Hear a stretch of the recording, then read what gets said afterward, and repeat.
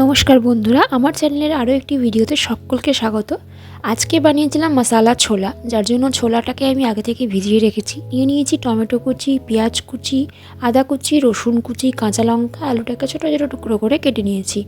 এখানে প্রেসার কুকারে ছোলাটাকে আমি অল্প লবণ আর সামান্য হলুদ দিয়ে গ্যাসের হাই ফ্লেমে সেদ্ধ করতে দেব।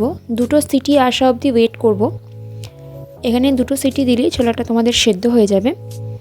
এখানে পেঁয়াজ, আদা, রসুন আর লঙ্কাটাকে একটা স্মুথ পেস্ট বানিয়ে নেব। তেল গরম করে নিয়েছি।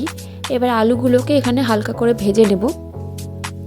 এখানে আমি সমস্ত আলুটা দিয়ে দিয়েছি। আলুটা হালকা লাল হওয়া অবধি এটাকে নুন এবং হলুদ দিয়ে খুব সুন্দর করে ভেজে নেব।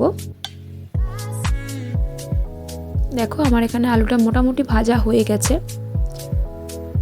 আলুটা যখনই দেখবে এরকম গায়ে ফুলে ফুলে উঠে, তার মানেই বুঝে যাবে তোমাদের আলুটা ভাজা হয়ে গেছে। এরপর সেই কড়াইতেই আরেকটু তেল দিয়ে দেবো একটা গোটা শুকনো লঙ্কা, এরপরে দেবো তেজপাতা, দিয়ে দেবো গোটা জিরে। ফোড়নটা হয়ে এলে এখানে যে মশলাটা আমরা পেস্ট করে রেখেছিলাম সেটা দিয়ে দেবো। খুব ভালো করে পেঁয়াজ, আদা, রসুন আর লঙ্কা বাটাটাকে মেশাবো।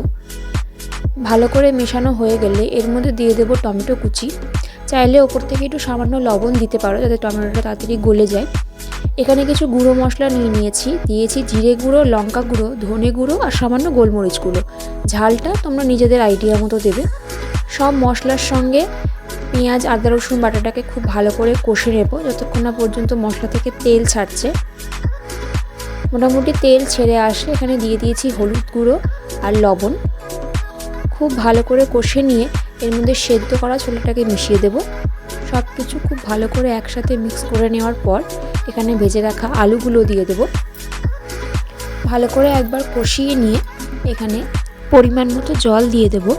এটা 1 ফুট চলে এলে এর মধ্যে দিয়ে দেব লেবুর রস। তোমরা লেবুর রস না দিয়ে আমচুর পাউডার ইউজ করতে পারো। দিয়ে দেব গরম মশলা গুঁড়ো, আর নামানোর আগে সামান্য কসুরি মেথি হাতে এভাবে গুঁড়ো করে দিয়ে দেব। দেখো, আমার এখানে রেডি হয়ে গেছে আলু দিয়ে গরম গরম মশালা ছোলা।